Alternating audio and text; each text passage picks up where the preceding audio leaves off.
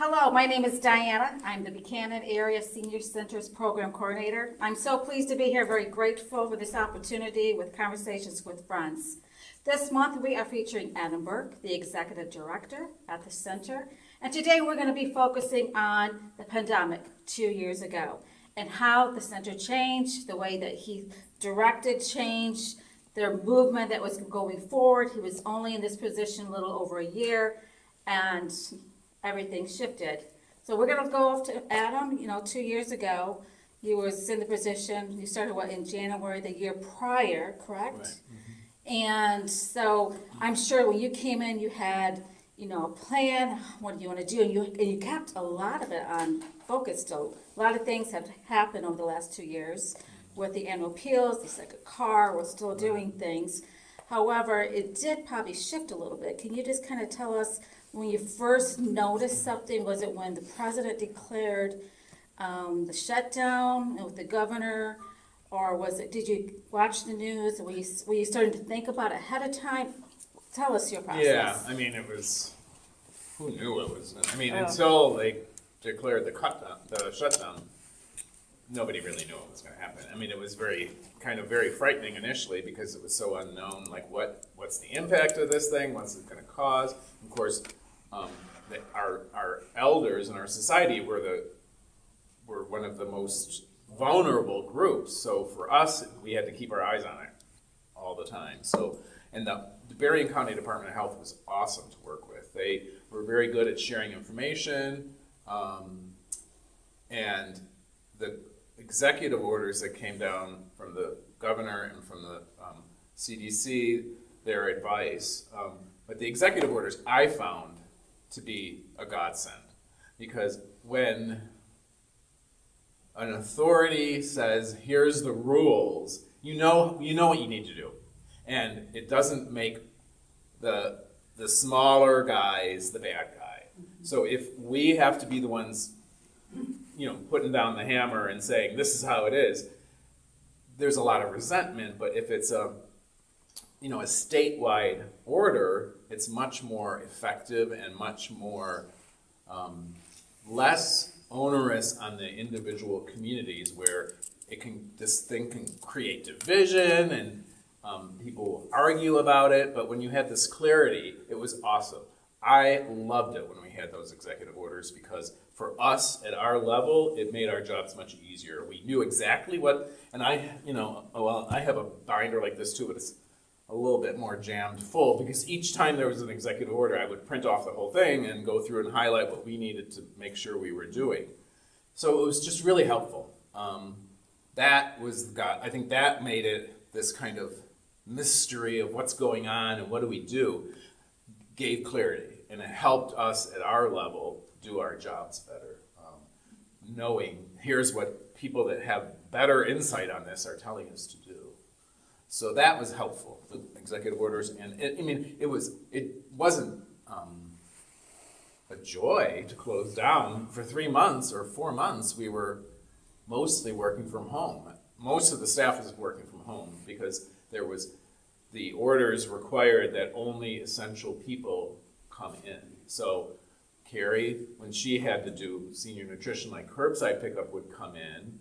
I would come in to make sure that the bills were paid, make sure that we kept the doors open, so to speak, the lights on and all that. So, but everyone else was working from home. And, I think I had already transitioned us to the Google emails. I can't remember now, but we were doing a lot of stuff. Some of the changes we had made right before the pandemic, which really helped with the remote work. And then some of them we did while we signed up for Zoom as a result of having to close down our doors and not being able to have gatherings at all. Initially, we couldn't have any gatherings, and that was just one-on-one meetings with protective, PPE and the glass thing. So it was, the orders were helpful. It was tough not having people here, because this is a community center. You guys, you come here because it's great to be around people and participate in the programs and services. And when we couldn't do that, we struggled. And so that's when I bought that streaming camera. And it really, I mean, I talked to custom computer or IT people and got advice from different people on what we should get. And this one is the easiest to use for people who aren't techies. This works great and it has a good mic and all that. So we were able to put some of our programs on YouTube, and people could at least do some of our exercise classes or whatever, keep active when we were all kind of in our own little cocoons while we were shut down. So we tried to shift as much as we could. We did, like, for example, for Veterans Day that year, we came up with we just kind of came up with ideas in response to not being able to do what we normally did. And so we would normally have a big banquet here for the veterans. And of course, we couldn't do that. So we decided we would plant flags with a thank you for their note for their service in the front lawns of all of the veterans. And you know what? It seemed like kind of, oh, well, this is the best we can do. It was so well received. People loved it. And now we're doing it every year because it was really a great option. And people that couldn't come here for a banquet could still get acknowledged for their service. So we came up, some of the things worked really well, and some of the things we tried, and they worked while we had to do them, but it wasn't what people really wanted to do. We did classes in the garage with the doors wide open, so it was like being outside until we could bring things back inside. I mean, people adapt. Like, you're all humans. we are very adaptable. And it was great to see how people adapted individually as well. Does that cover it? Yeah, and that's like some of the challenges for what to do, and there's always success out of challenge. Mm-hmm. And he just mentioned the opportunity with the veterans. That is a success through that challenge. The streaming camera has been such a huge success. Mm-hmm. Me learning how to work it, that's been She's become a techie. And now I am so excited. I'm seriously thinking about purchasing that same camera for myself personally, so I can do interviews and talk with my family and my dad and do some of these things. So I'm thinking, I don't have to do the research already. It works great. Anna already did it for me. But through all that, we had so much success. I mean, I remember anxiety coming into work. What do we do? Are we closing down again? Are we going to be able to open up? People, our patrons, there is a reason why you come to the community center, to the senior center. And those were some of the successes that we've had, was how can we get you back? Yeah. And doing the outside exercise classes is a prime example. Yeah. And our annual appeal now, this new project we're going to be doing of enclosing the covered porch and making it a year-round space, is a direct result of the pandemic. I mean, the idea was in people's minds before, thinking, if we ever have to expand, where would we go? That's a natural. Mm-hmm. And so once we were faced with this reality that we have this beautiful, huge 2,300 square foot main room, but when you can have a gathering of 10 people, even if we divide it in half, that was 20. I mean, we're often way more than that in terms of our daily programs. So we could only have 2 things at a time, and it limited what we could do. So the idea is, let's make a space where, that's kind of like how we used the garage, where we could open it up and have fresh air flowing through and have another separate space that we could use. And it was just great. You had the garage out there. We were doing yoga.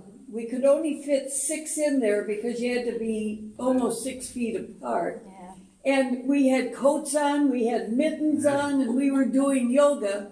And finally, after about a month and a half, we decided, this is it. We're not going to do this anymore. It's just too darn cold. The door had to be open this high. The heat was coming down here.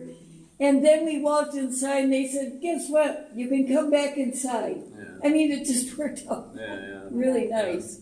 Yeah. And Power Beats also did stuff out there sometimes in the shade of the garage. Yeah, your exercise, line dancing. Majority of our exercise classes were still being held when we opened up in July of that summer 2 years ago of 2020. And then, there's a couple of times that we closed down too because of, the scare.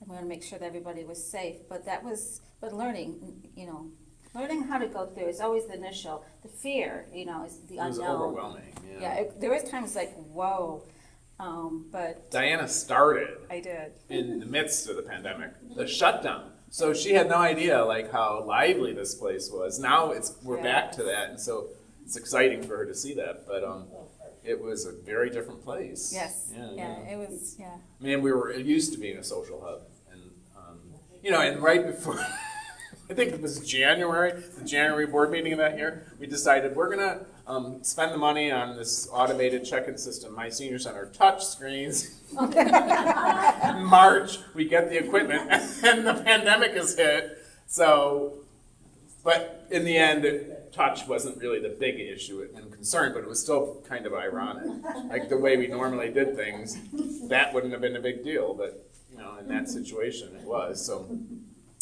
we've had a pandemic, 2 years to get used to those screens, and they're working great. Thank you for using them, because it really eases the work on Joanne and Jamie of tracking how many people attend the classes. We've been doing both just to make sure that the automated system, the key fob, the kiosks we call them, are actually being used and track to what is the people that are actually here, and it's working well. So you guys are doing your job. Yay. Thank you. Catch yourself on the back. Yeah. Now, during when it was talk about reopening, and I know Jeannie, you was on this task force, weren't you? I don't know if Leona were you. It was they actually, when they started talking about reopening, how does it look like? I think there was a team. Yeah, it was Deb Hendricks on our board, Monroe on our board, Richard Martin, Joanne, and you and I. So Yeah, the staff I kind of came plus, in, after all this was put. So you can see through this handbook, and I believe I have to get my glasses. So we're members of the Michigan Association of Senior Centers, and they put out this, and then the CDC. I kind of pulled the resources that were available, like guidance on how to operate during the pandemic. And Cover Page is the company, the consulting firm that put together a guide for the Michigan Association of Senior Centers. So it was maybe 20 pages. It was fairly succinct. And that was really helpful because it kind of went over, it was meant for senior centers. So all the kinds of different things you do, how should you be doing it in the midst of this kind of crazy pandemic? So it was helpful. And then the CDC guidance, of course, was even more explicit. So using the two of them, we kind of came up with what worked for us. And we were pretty clear about what the guidance was, I think. We required masks until, when did we drop the mask order? It was sometime maybe around the beginning of the year this year, I think. It went on for quite a while, as you guys all know.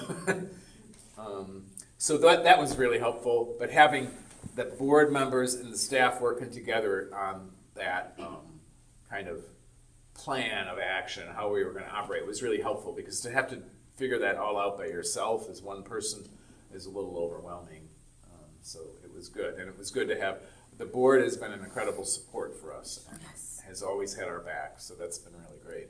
Yeah, and the board meetings were, they still had the board meetings each month through Zoom. So that's how you always talked about earlier about getting Zoom into play. So they were still, doing their best to operate, in the best interest for the senior center as well as for you, the patrons.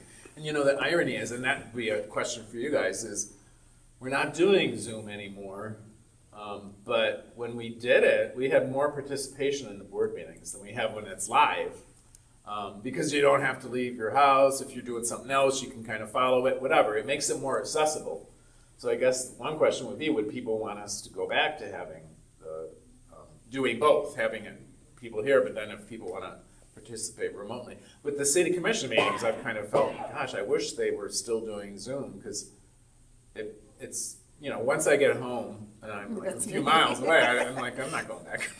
It would be nice to have that alternative way of attending. Well, you could, the other part of it is that you can watch it at a different time. Right, yeah. So you're not bound to just That moment, yeah, right. I think anything that's done hybrid is the future. Yeah, right. And, you know, all of our meetings that were streamed when we were, not doing live meetings, can be, or even for a while we did it when we couldn't have people at the meetings, just the board members there. We still streamed them. Those are all on our Facebook page, or maybe even, I don't know if they're on the YouTube channel, but they're on our Facebook page and they stay there, so you can always go back and look at them if you want. I mean, our board meetings aren't incredibly exciting, but still, it is a public meeting, so that we were able to operate with Zoom, like doing virtual meetings because of the executive order, which allowed us, because we are governed by the Open Meetings Act since we get public funding. And so we need to have in-person meetings. They're all announced on our bulletin board, you know, but we were able to do the virtual meetings because of the pandemic, because the state changed the regulations for that time period. So that was good. I actually think it would be a good thing to continue that because the price of gas and everything is gonna slow a lot of things down. Right. You know, they're on fixed budgets and when it starts hitting $5 a gallon, it's gonna be tough. Have any of you ever gone to the Facebook page or to our YouTube channel and actually watched one of the videos? Either it be exercising or conversations with friends? The exercising. With the exercising, okay. Both of those and board meetings. And board meetings, so you did utilize Oh, yeah, okay. but I don't have TV, so. Well, you choose what That's you your want to TV. watch and what you want to do. Okay. And we did some other, we did all the vaccine clinics, and that was where Berrien County Department of Health was an amazing partner, because they had the whole routine with getting people in and parked in the spots and tracking them so that they came in just when their shot was. And that they had a real system down that was great. We had the facility and the people, so it was a perfect partnership. And we got 1,000 people vaccinated through those series of clinics. So it was, that was the one of the biggest numbers. I think we, of all the senior centers, had the largest number of vaccination people vaccinated. Yeah. Well, I mean, we have this great facility. It's new. Many of the senior centers are in older facilities that have been maybe changed. They've been changed from one use to another. But we have this parking lot. I mean, this whole thing was designed for what it is, and it has a great parking lot. The health department loves our parking lot, which, by the way, is going to get repaved this year, completely repaved. So that's going to create some disruption. After the patio enclosure is done, we'll then repave the lot. We're not going to do it until after all the heavy construction is done. We were going to start first thing this year, but once we decided that this was ready to go, we're going to postpone that until after, and we're going to take it right down to the base, the sub-base. What were they calling that? Gravel. Yeah, that stuff. The bottom part, not the pavement, the stuff that's underneath it, and find all the parts that are settling and fill it in and make it smooth again, and then repave it. They put on 2 different layers. So it'll be a brand new parking lot. It'll be the first time that whole thing's been done like that. And it's only 12 years that we've been here, but with our winters and everything, that's how quickly parking lots go. And on the parking lot, the whole idea was that the health department loved it because they could have this whole system they have, whereas some of the other, like Niles has like multiple little parking lots, and they tried it once and it was too much of a headache, and there were safety issues with people having to cross streets and stuff. So we just lucked out. We had this facility that was perfect for it, and it meant we got a lot of people vaccinated, so that was great. What other thing? Oh, and we did outdoor events. Remember, we had our memorial concert. We started that tribute tree program. And we started our community garden, our senior garden, which was here before the pandemic. But once the pandemic hit, it was another activity we could continue because it's outdoors, even when we couldn't do group activities indoors. So we adjusted we kind of on a dime adjusted things as best we could, and over the 2 years we kind of learned more and more. We got the about a year ago, we got those gram pads, the tablets that we lend out that provide internet access. They have a data plan on them. And those are all signed out all the time now. So it took a few months to get that going, to get people to respond to it, but people like them now. So if you haven't tried that, there's going to be another class next month, and then you can check one out and try it at home. But it's really simple, and you kind of can't break it. And if you do, there's a help button on there, and they answer immediately, 24 hours, 7 days a week. It's awesome. How was the, should I assume that you received some pandemic money? We applied for the payroll protection program because we didn't lay people off. So I just wondered how that worked, how that all. Yeah, we didn't get any. I mean, we got PPP loans, but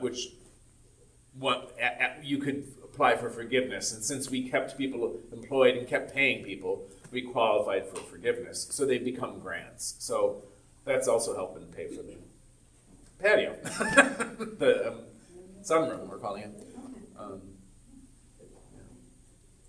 But beyond that, I've sent appeals to our state legislators. So if they can find any money they've got buckets of money from the pandemic. So hopefully they'll find a little bit of money to throw at us. I'm about to apply for a AARP grant. We got a small grant from Gateway, and we've got all of you guys have given a lot of money over the last couple of years that are going towards it. Yeah. So, and we're working with Country Heritage for the construction financing. So. Do you have details on that? Is it one big room, many rooms? One big room, yeah. It's about 10.5 feet this way, and then 70 feet or whatever it is this way. It'll be about 900 square feet inside, but it will be great for the car. It'll be for anything really, but I mean the card games will be great because they can just the tables can be strung out through the room.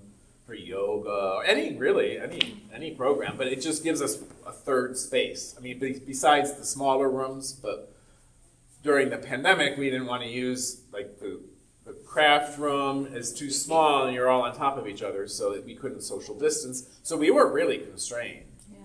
For a long time, we couldn't have people in an exercise room, and then it was one at a time. But Going with that, the Fiber Fronts on Fridays and the Quilting and Sewing Group on Tuesdays, they met in the other room, so each person was set at a table so they could still be there 10 feet away, 8 feet away from one another wearing a mask. So they were still able to socialize and do their work. With the sewing group, that was a little bit more tougher because, logging the sewing machines in and out. But again, that's where, you work out of the box and you still allow people to come in, and that was always the goal. How can we get people to come in? These people, this is their life. This is, that's your mental wellness, your well-being, is getting out of the house and doing something. Yeah. And we understand that, so Will the that discussions. have a divider, so you can turn it into 2 rooms? There's not really the space to put one of these in, but we might have something that I've got an option for like a removable, like a rolling one, that we could put up and divide it in half. It wouldn't be quite as Like sound bearing? as soundproofed as this one, yeah, right. Okay. But it'll allow the separation. But will these doors be able to be open? Yeah, and so these will no longer be the exterior wall, which is good because these aren't as weatherproof or sturdy. We're getting a storefront system, it's called, so like the same kind of windows that are put in commercial spaces. So it's much more durable, and as an exterior wall, it'll be perfect. It'll last much longer, and then these ones we can open them. We keep them closed most of the time now for the weather, but that won't be as much of an issue. There will be 2 sliders on the porch, one facing south there, and then one at the north end facing that way, so that will allow this cross circulation, and in each of the bays of windows will have a window that opens as well. But at first I wanted to have sliders in every bay, but to make it a 4 seasons space, we learned a lot from this process with the architect. That was not appropriate. It would be too leaky because the slider is not weatherproof. There's still some air leakage. Just because of the nature of being a slider, you can have that kind of weather strippy kind of stuff there, but it's not a perfect seal.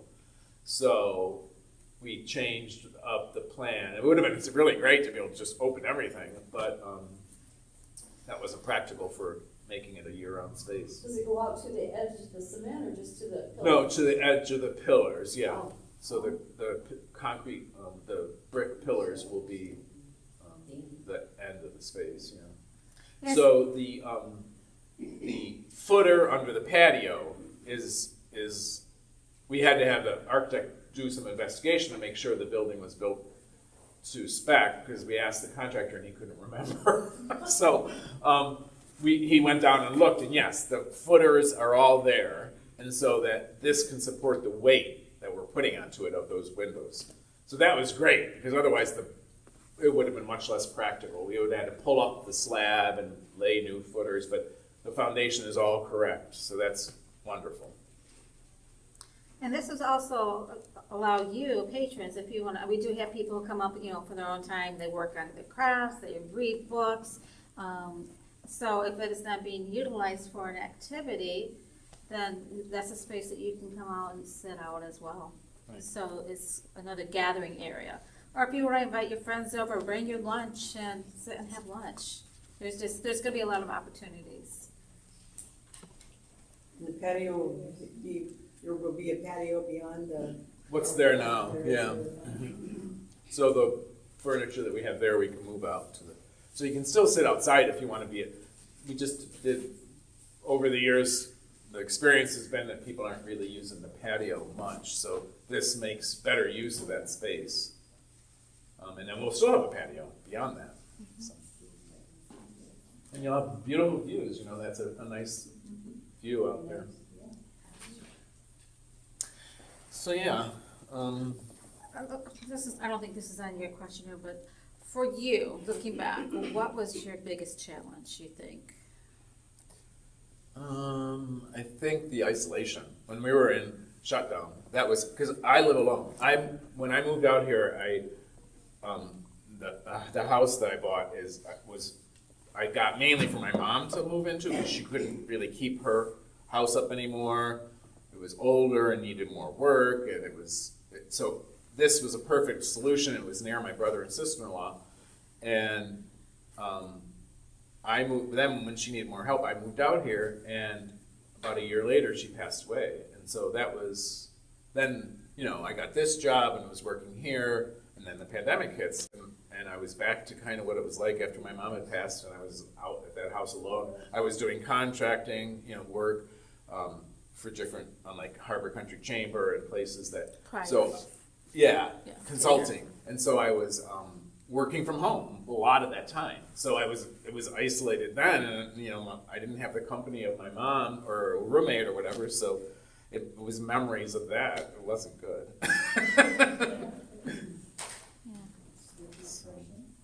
And I think just figuring out and probably that was a personal challenge, but work challenge, I think the biggest challenge was being confident that we were doing the right thing. Yeah, we had a lot of discussions. Scary. It was a lot of discussions on, wanting to bring things back, but we also wanted to make sure that everybody was safe.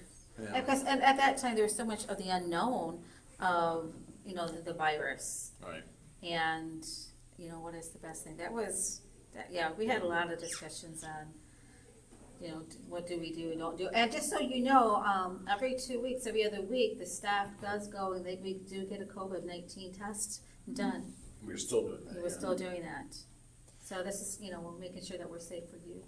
Yeah, and we take that role seriously. And you're all adults, and you can care for yourself. But when you step into this place, you feel like we're responsible for you. And we wanted to that's why when there were the executive orders, it was really a relief, because the guidelines were very clear, and what we needed to do was very clear.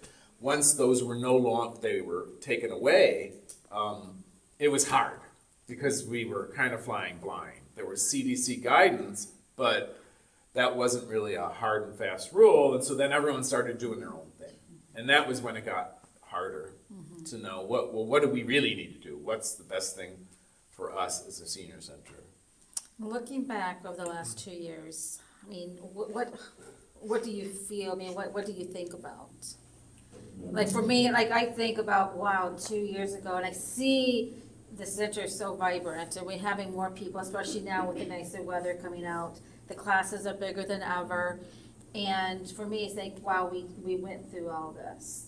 And I think about, I remember how I felt. And I mean, there's days I would cry because it was like, I can do it right now, because it was scary, you know. And do we open up? We want to open up, but we don't. But we're scared to open up, and those emotions. And now it's like so beautiful to see that that's no longer a worry. I mean, we are still concerned. If you want to wear a face mask, we offer those, but we're no longer. I'm no longer having my measuring tape out, marking the little X's where I have to put chairs or anything like that, and just it's like. We did it. We kind of survived it. I mean, I know it's still going on, but I do feel like there's a sense of survival. What I remember, what I think about is the kind of the resiliency of you guys and of our staff and the board, and how much people contributed. Because most people were not, there were a few odd ducks who made trouble for us about the regulations, but in general, everybody was great and cooperative and appreciative, really, of having a place to come and feel safe. And so I really appreciated the creativity that everybody brought to it. Like, you know, Jan, initially Jan was in your position, and she kind of made that toad at the front door to still, so that we could still distribute things, even though we couldn't be doing it right directly to people. And, you know, your new tech skills with the streaming and YouTube. I mean, we have a ton of stuff on YouTube, and that's because Diana has applied herself and figured it out. Okay, you want me to do what? Usually I say to my kids, here, make it work. She was great. She didn't really push back. She figured it out. I didn't realize how much of a struggle it was until we talked more about wait it. a minute. Like, how do you do this? What does that word mean? Now she's our techie. No. We need to make the TV work. She's the one that knows how to do it. As long as nothing goes abnormal. Yeah, right. Just the normal wrong stuff, but yeah. And then also just I think it really drove home for me anyhow, our kind of caretaker role and the importance of that we're really this resource. This is like your guys' center. It's not my center. It's not the staff center. It's the senior center for the community, and it's paid for by the community. So I feel like we're just caretakers here, and we're keeping it the place that it needs to be. And in the pandemic, I really felt like we really went above and beyond in trying to provide as best we could, what we could during the pandemic. Like the curbside pickup of the meals, when we signed up for that farmers produce program where we got fresh produce once a week, or it was once a week, yeah. That was way more work than we expected, though. I'm glad we didn't know how much work it was going to be when we signed up. But we actually would get, instead of individual boxes like with commodities, we would just get like boxes full of one thing and another thing, and we had to then take them all and mix them up and make it individual boxes for people. Yeah. And we might get those an hour or two before we had to distribute them. That was a bit of a nightmare, but it was, everybody rose to the challenge, and because we felt it was important to do this stuff, and it did give us something to do other than, you know, making sure the place is clean when nobody's here, you know? So that was, I think, being that our caretaker role of this facility and of you guys, and you know, when you're here, and just being that trusted place for you guys. That was, I think, for me, that really drove home. That's always been part of the mantra at the senior center when I started here. That was drilled into me. But when you live it like that with a pandemic, it really kind of makes it much clearer. I guess, how did you guys find it? Oh, isn't there questions first? What kind of question do you have? Well, I waited, until you said, is there any questions? Oh. I didn't want to interrupt your timeline. Oh, no, I think No, we don't it's have. free flowing. It is very free flowing. We just have ideas that we want to talk about. Okay, and it's then- okay, it's okay. Yeah, so what would you like to What's your say, Anita? question? It's up to you. It's you. Spotlight is on you, sister. Well, I just read that. Okay. I just read that, let me see, 17, St. Patrick's Day. That's today. Conversation with friends, featuring, I figured, F-team and featuring, right? Yes. Full time? No. And Burck. What's that? I said full time, could mean that, right? We're all full Lots of time. things don't go there. Okay. Adam Burck. which That's is- me. Yes. Okay, I didn't even know your last name until Oh, 2 weeks okay. ago, so hey, see what I learned? Anyway, number one, I can't read that far back, but it's like, I heard all about the part of you that is so in love with this place and the caring you have for it. And, and then you shared a little few things here with your words. Resilience, ducks. And then I saw you guys when you were unsure or whatever, or you needed a little boost or something, you looked towards each other and your faces lit up and you gathered information and you just lit up and you talked and then there come more from you and more from her and I'm like, so my question was, sorry, Oh, that's great. tell me about you. Okay. About me, like outside of the work? Before, after, I mean, pandemic is Well, I'm only from 2 Chicago. years. It's only 2 years. Yeah. You're a baby yet. Yeah. Look at me, I'm just a baby. So, I am, I Why would guess, you want that? somewhat of a baby. I can act like a baby. I'm from Chicago originally. I grew up yeah. there on the southwest side. Talk about St. Patrick's Day. I grew up in Morgan Park in Chicago, Ah. which is Morgan Park and Beverly Hills are two neighborhoods that are adjacent, and they're like 500% Irish Catholic, something like that. And I'm neither Irish nor Catholic, so I wasn't part of that. But we still did all the St. Patrick's stuff because everyone did it, and that's where they had that. They have the downtown St. Patrick's Day parade, but then they have a neighborhood one. That's where it happens. Is out in Beverly Hills and Morgan Park. And so that's where I grew up. Then when I finished college, I moved to the north side and I lived in Where'd you go to uptown. college Grinnell College. Oh, wait, for? what did I go for? Oh, I studied cultural anthropology in undergraduate. Really? And then I worked for 4 years getting my life degree, I guess, at the Terra Museum of American Art in Chicago, which is no longer. It's been a kind of, they Yeah. gave the collection to the Art Institute. There was a whole story about that. Yes. And then I went to grad school at University of Illinois at Chicago for urban planning and policy.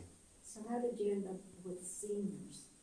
So I I get worked. the anthropology part of it. Yeah, I worked in community and economic development, and mostly in Chicago. And I did the Peace Corps, and then stayed an extra couple of years and did this program with the United Nations Development Program, which was they were setting up organizations in the Francophone countries of West Africa to do development work and partner with the funders so that people. So I was working with Ivoirians on getting this people from Cote d'Ivoire. On getting Ivory Coast, getting this organization started and doing projects where we would go to a community and have a public meeting where people would give their input on what their concerns were, what the needs were for that community. And it almost always was the same thing, like potable water, sanitation issues, erosion, solid waste issues, things like that.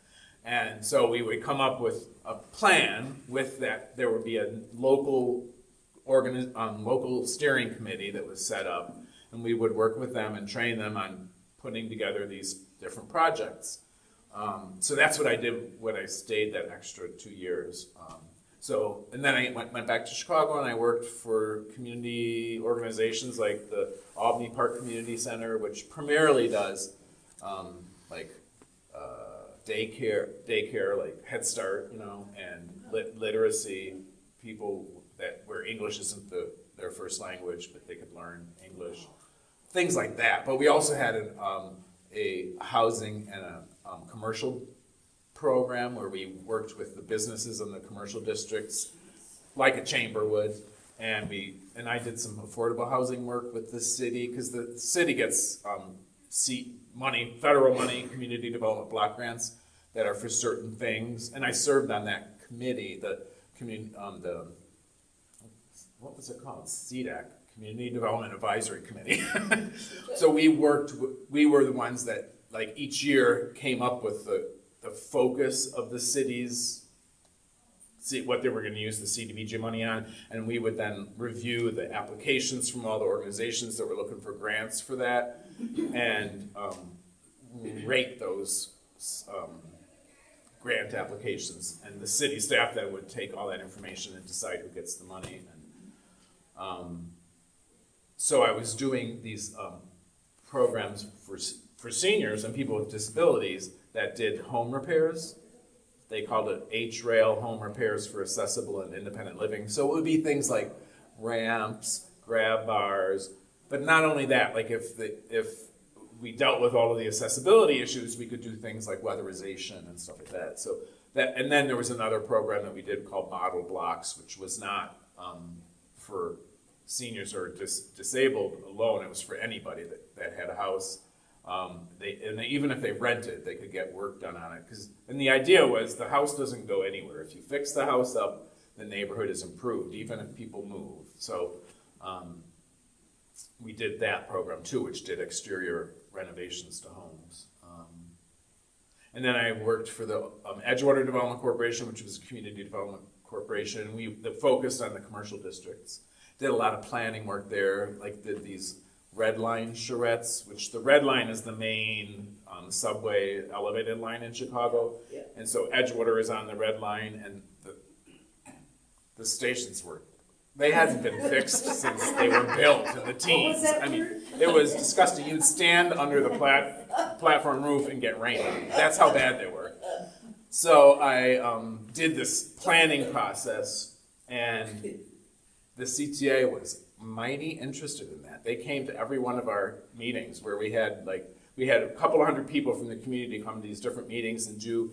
Charrettes are it's an architectural term, but it's where basically you have this group that kind of puts together a vision for something. And people had building blocks, and they were like, this is where the commercial district along the the station, and they would decide what they wanted it to be like, how much density they wanted, what uses they wanted. And that helped the CTA in the end go to the federal government and get money. They're redoing the red line now. Finally, over 100 years after that thing was built. So the stations are getting renovated, and the platforms are getting renovated, everything. They're adding another track so that they can have more capacity. But that's the kind of stuff that helps. Like, it seems like a lot of the plans at places I've worked are just sitting there in the shelves, gathering dust. But when you do something that's like useful like that, that's very targeted, it can help. In this case, it helped them go and get federal funding to redo the thing. And then I went to the Wicker Park Bucktown Chamber of Commerce, and that was a fun job. Oh my God, because that neighborhood is really, I don't know if you've ever been there, but it's like the kind of live music center for Chicago. There's so many venues that have live music and concerts, and they have a lot of nightclubs and restaurants, like really nice restaurants and boutiques. I mean, a variety of things, and some just kind of more normal commercial districts, not like so high end. And it's just, it was a great neighborhood to work in because the community, the businesses really got it, like marketing. And so when we were doing projects, it wasn't difficult to sell it to them. Like Wicker Park is one neighborhood in Bucktown, they're adjacent neighborhoods. So this was the Chamber of Commerce for that area. And we started, like when I was there, the Wicker Park Fest is the big event we had every year, a street festival. But communities are getting tired of street festivals because of the disruption that it causes. And we were looking for ways to do other events, and I was like, we're not going to do another street festival. That's not flying. So we came up with this idea for a live music event in businesses. We called it Chill Fest. We did it in November, and it was acoustic. So it wasn't like blaring loud electronic music. It was just acoustic music, so you could have it in an indoor space and still be conducting your business while people are enjoying the music. It was so successful. Oh my God, we had no idea, but that neighborhood was the right one to do it in. We had thousands of people come to the first date. It was one day. And, oh no, it was 2 days, sorry. And about 5 or 6 of the musicians were invited to perform at South by Southwest. So for us, we thought it was like a home run. And they're still doing that, you know. So that's my background professionally. And you can learn more about Adam on our YouTube channel as well as on our Facebook channel. We do have a streaming video of Conversations with Friends where I interviewed him. That's right. It was actually, it's Fireplace Conversations. That was during the lockdown. So we did it in there. I called it Fireplace Conversations, where we, like our other conversations, we got personal with them. And if you do need access, you want to watch it, you don't have access at home, please let us know. We can get you a GrandPad, or we also have a computer in the library, and we can get you all set up. I hear a movie night coming. Yes. Yeah, there you go. I think the Netflix movies are probably going to be more interesting. Oh, it was interesting because he was in the Peace Corps, right? Yeah. He has a really wonderful stories to tell. So I do recommend it. Or maybe we just need to do another one, a live one. Like now. Like that. Yeah. He's done so many things. Any other questions? Okay. I just call him baby. I call my cat baby. I'm just saying, he's got an awful lot of time. Oh, he's a man. I am. Last time I looked. I Okay. am, yeah. I just make the comment that I think we're blessed having you here. Yes. I don't know how you afford I feel the same way. I love being here. So. so. Do you know, I didn't take this job for the money. I took it for the job. I feel lucky to be able to have this job. Yeah. How did you manage from Chicago to Buchanan? Yeah. It's so little bitty. Well, I think, I had been thinking about it for a year maybe before I did move, and then it turned out that family situations kind of facilitated it in a sense. Yeah, I that's why I was looking for, even before my mom was going to move out of her house, I was looking for a place. She lived in Harvard. And so I was looking for 6 months, and I was like, I can't afford anything here. And so then she was like, I'm going to have to move out of my place. I'm not sure what I'm going to do, And so I said, well, what if you moved into a place that I bought? And then I would know it's being, watched over. And, we worked out what she needed, and she wanted to be near my brother and sister-in-law, and they're south of Galeen. So I started looking around here, and all of a sudden, I could afford something that was like not a shack that needed a whole ton of work. And so it was really a relief. And then I found this place that I bought, which was just perfect because it was newer, from the 90s, and it was one story. It has a basement, but everything that was essential is on one story. A drive-in garage with the opener thing. So, Opener thing. I had never had a car. I had a car once in Chicago for a couple of years, but car was a new thing to me. No wonder you ride your bike all the time. Yeah, it's great exercise too. So, and now with gas prices, I need to get back to that. So, yeah, so it was. I was ready, I think, for a change, and I was ready to. My intention was not understanding that my mom wasn't going to be around for more than a year after I moved here, but was to spend more time with her, and so I thanked the little angel or devil that convinced me to do it because I got that great year. Yeah. Any other questions? Well, Adam, thank you. It was a pleasure. I always like to leave the conversation with friends. What bit of wisdom would you like to share with everybody? I think I love the fact that even in Buchanan, it's not Chicago, but we have this kaleidoscope of people of all different backgrounds, and it's so beautiful to have that rainbow and appreciate it. And so I just encourage everyone to kind of revel in the beauty of our differences. Yeah. And that's my message. Thank you. Thank you for being here today. We appreciate it. My name is Diana. I'm the program coordinator at the Buchanan Area Senior Center. Today we featured Adam Burck at Conversations with Friends. Thank you so much. Have a wonderful day. Be joyful. Thank you.